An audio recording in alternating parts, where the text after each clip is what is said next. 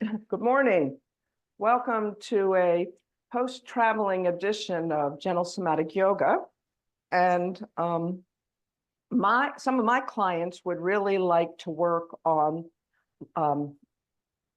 back pain, psoas, piriformis, this kind of area of the body. So we are going to start on our backs today.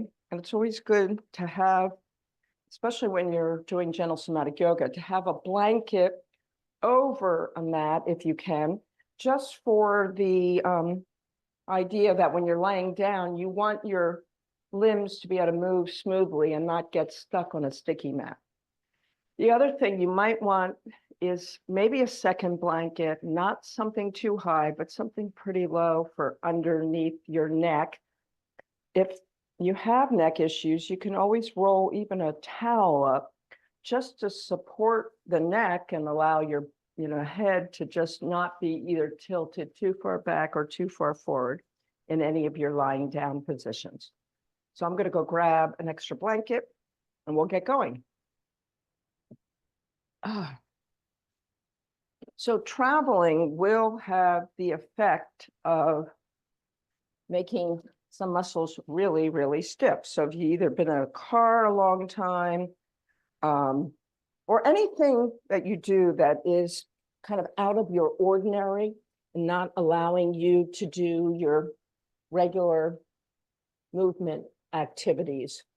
Daily movement in some fashion is so crucial for keeping our fascia hydrated and our joints lubricated, as well as just moving blood around. Okay, so let's go ahead and get comfy on our backs. It's nice to do a check-in to start off with.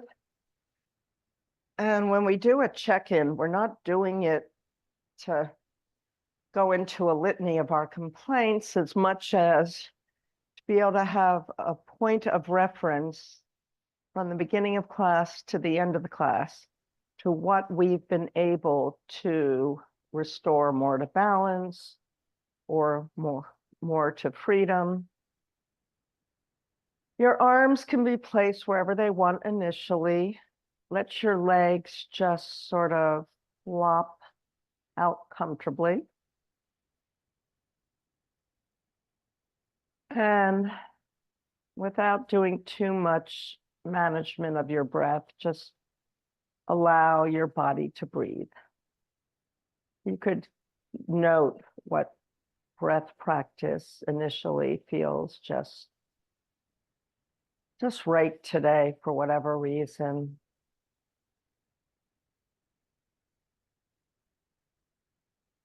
So start by noticing the places that are touching the floor, what level of comfort or discomfort you might feel. It's almost kind of a neat way to kind of go back and forth, like left foot to right foot. How do they feel versus each other?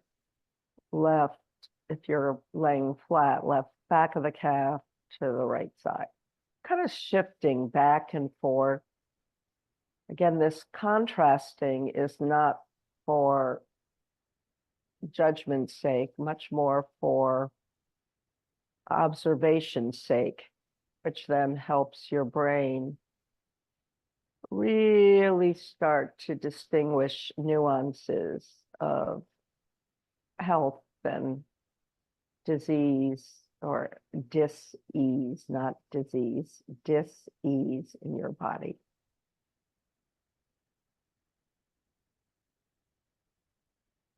Also nice to notice areas of the body that actually you're having more of a time distinguishing anything in particular. It almost feels like just a blob. If your legs were outstretched, go ahead and bend them now. And let's start by having both knees pointed to the sky, but your feet slightly wider than hip distance if you can. going to focus on movement of one leg at a time. So if you're on a place that only allows you to work one side at a time, like if you're not on the ground but on a sofa, you're just going to have to do one side, sit up, shift yourself around and do the other side. But we are going to focus on one side at a time. So I have my right foot even slightly further out than my left foot is toward the side, so that I can allow the right knee to just gently come in a little bit. Now my left knee is just pointed to the sky. Have the right knee come back up, and then just allow the right knee to drop out just a little bit. It may not be a lot. We're at the beginning of a class. And then come back to neutral. So you're just windmilling or windshield wipering one windshield wiper at a time. Now, if you're going, let's just stick with one leg initially. And again, the other knee, it may be moving a little bit, but you're trying to keep that relatively neutral. We're going to try to isolate the muscles that are around the hips. So the piriformis and the psoas are two of about 27 muscles that surround the hips. It's just crazy that we have so many of these like smaller muscles that can either be working together, or some of them have just stopped working because we may have injured ourselves at some point. All right. So bring that leg slightly in, and now we're going to focus on the other leg. And you might have to widen your foot a little bit from your midline to allow the knee to gently fall in, come back to neutral, fall out, and back to neutral. So already you should be hopefully comparing, this side feels really different than the other side.